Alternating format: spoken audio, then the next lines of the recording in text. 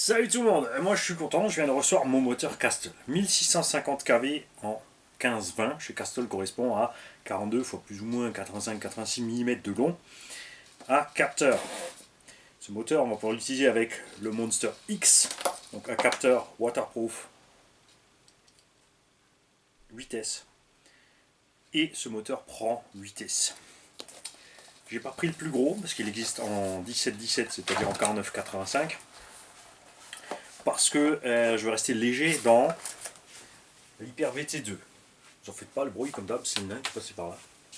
C'est moi. Ouais, j'ai un petit stagiaire nous cette semaine, c'est cool. Et voici le bestiau. Puisque la VT2, je vais rester sur un poids raisonnable. Alors c'est un peu dommage parce que je viens de monter le 1400 kV là-bas dedans, pas cher, 35 € chinois qu'on veut tester. Mais là du coup c'est avant le week-end. Donc est-ce que je vais passer mon Castle dedans et rouler tout de suite comme je veux ou est-ce qu'on va quand même tester ce petit moteur chinois là-bas dedans pour voir un peu ce qu'il peut faire ce 1400 kV. L'avantage du capteur, c'est la douceur de démarrage, la meilleure gestion du timing, la possibilité d'avoir donc un mode turbo, c'est-à-dire un décalage du timing quand tu arrives dans certaines plages de régime que tu peux programmer. Chaque constructeur a sa petite programmation. Il y en a c'est d'office quand tu arrives à fond, il y en a tu peux faire en cours de route, il y en a que tu peux limiter, il y en a que tu peux choisir le temps, combien de temps ça pousse, etc. etc. Tu as le choix. Le freinage aussi est beaucoup plus doux. Chez Castle déjà de toute façon, même avec un Monster 2, le freinage est déjà génial. Et avec le capteur, c'est vraiment encore mieux. Trou de fixation 4M3 et 4M4, comme ça tu peux le mettre où tu veux selon les supports. Si ça va pas, c'est fixé avec 3 vis, donc tu peux décaler ton carter avant. Gaffe bien sûr au calage. Il faut bien remettre les bagues à leur place. Faites attention à la petite rondelle ressort aussi dedans, qui permet ce petit jeu là. Et dedans pour éviter les vibrations sur les ressorts. Sur les roulements, pardon, pas sur les ressorts. Moi ce que je veux avec cette VT2, c'est pas des performances extrêmes. Entre 90 et 100 Vmax, je suis content. Là pour l'instant on a sorti un petit 117. Mais on veut rester aussi donc raisonnable sur la consommation et continuer à rouler en 6S. Là avec ce setup, l'avantage c'est que je pourrais mettre 8S quand j'ai envie quand même. On verra ce qu'on fait avec l'étagement. Je pense que comme on était à 117 avec le 1600 kV sans mode turbo, la couronne de 34 je vais la remplacer par une couronne de 40, donc un pignon moteur de 40 percé en 8. Enfin c'est d'origine, c'est un trou de 8 dans le pignon avec un module 1. Pour changer les rapports, pour pouvoir mettre un pignon un peu plus petit là-dessus que le 21 ou le 20 au minimum que tu peux mettre dedans, pour permettre d'avoir les performances voulues quasiment sans le mode turbo, et alors juste le petit turbo à la fin sur la ligne droite. Chez Castle, comme dit, il faut rentrer, prenez vraiment le Castle Link pour vous mettre sur le PC, calculer, il faut sortir la calculette avec le voltage et le nombre de S que vous mettez pour la plage du turbo, puisque tu as une plage mini-maxi à donner, et si tu veux qui pousse suffisamment longtemps assez loin, ou tu ne veux pas qu'il aille trop loin, par exemple, si tu sais pas, tu vas balancer 30 degrés d'avance, tu vas peut-être arriver dans des tours moteurs trop élevés, là c'est 60 000 max, avec 30 degrés d'avance à fond, on peut sortir sûrement 115-117 000 tours, ça va être dangereux pour le rotor. Il peut le faire une seconde ou deux, et c'est le gros piège sur les speedruns où tu vas rester constant. C'est le gros piège sur des TT quand tu es en l'air pour faire tes backflips où tu vas balancer trop de RPM et casser le rotor. C'est ce qui nous est arrivé, souvenez-vous, sur un engin, je ne sais plus dans lequel c'était. Je crois que c'était le Crayton XB, le 2200 kV, j'avais mis trop de timing, j'avais pas mis de la limitation. En l'air, on a envoyé un backflip trop brutal, le rotor a dedans éclaté. Donc on va faire ça. Dans cette petite GTB.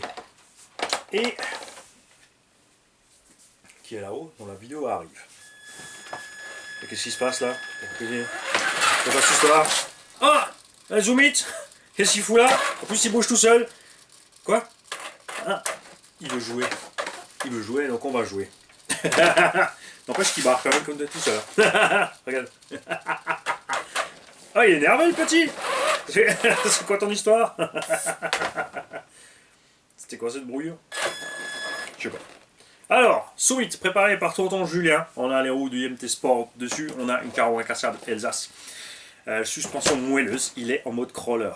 Combo d'origine dedans. Titan 775. Avec la détection LiPo. il y a la détection en lipo à bord, il est programmé en lipo. Il n'y aura pas de lipo avec, ça, il faudra les acheter. Si tu gagnes un Soumit entier qui fonctionne, je crois que tu peux encore t'acheter 2 petites lipos. Les blocages ponts, eh ben, ils fonctionnent aussi. Proms 2 fonctionne aussi. Pas de problème. Pour gagner ce petit Soumit, qu'est-ce qu'on va vous faire faire? Eh bien, vous allez balancer le commentaire Soumit sur la dernière vidéo qu'a sorti RC Jam Jam. Tout simplement. Ça, lui aussi, il n'est pas au courant. J'ai bien aimé faire le cours à Gilles, c'était rigolo. Pour gagner ce Soumit, enfin pour vous inscrire, vous balancez ça, et ensuite il y aura tirage au sort comme l'a fait HIRC, et Breezer aussi, pour gagner ce Soumit. On a ici 2 petites pièces au triangle qui ont été un peu bouffées, ça n'empêche pas de fonctionner, de toute façon c'est fixé au milieu. On a les cardans x4 autre racine télescopique. On a les biellettes de direction 70-75 T6 dessus. Les roulements ont été checkés, tout fonctionne. La suspension est bien soyeuse. Il y a 2 cerveaux Savox waterproof de 15 kg chacun, à 30 kg de direction au lieu de 18 d'origine et en waterproof. Donc là, non, vous êtes tranquille. Point important sur ce système, le bec, donc le courant pour l'alimentation des cerveaux, de l'éclairage et tout ça est pris sur une seule des 2 batteries.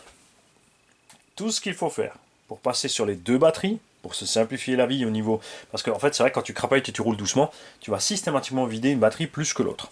Et le temps qu'il coupe, parce que tu es en lipo et tout, il y en a une qui va être à ras des 3 volts et l'autre plus haut.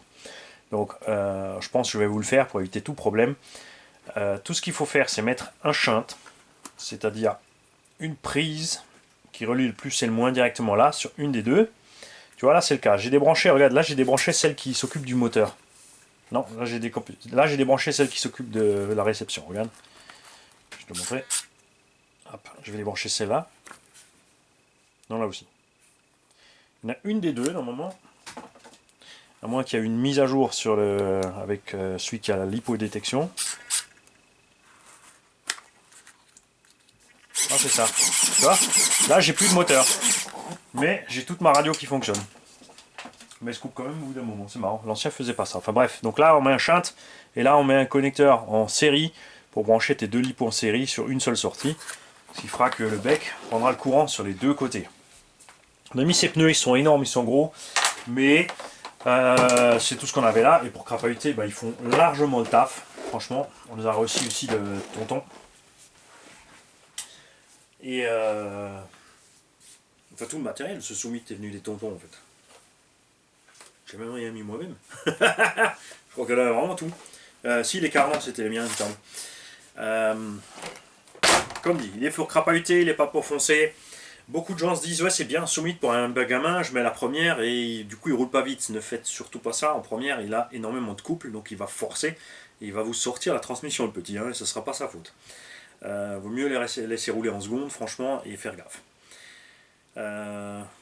Donc je répète, pour le gagner, vous inscrivez, enfin vous allez sur la dernière vidéo en ligne à partir du jour où sort cette vidéo de RC Jam Jam, la chaîne RC belge qui dépote, et vous mettez le commentaire Zoomit, avec un Z, j'y tiens, il faut que ça soit Zoomit, Z-U-M-M-I-T, ou Zoomit avec O-U si tu veux. En tout cas, faites le mot marré. Et lui, il fera le tirage au sort. Sauf s'il n'a pas envie. Là, il va me dire, écoute, j'ai autre chose à faire. Parce qu'il n'est pas au courant. Ça va donner. Avec ça, on a encore des pièces de rechange, je crois. On a du cardan, peut-être encore d'origine. On a des biellettes, on a des chapes, 2-3 choses. Voilà. Il y a de quoi faire en tout cas. Moi, je vous souhaite à tous une belle journée, les gars. Et bonne chance pour le jeu.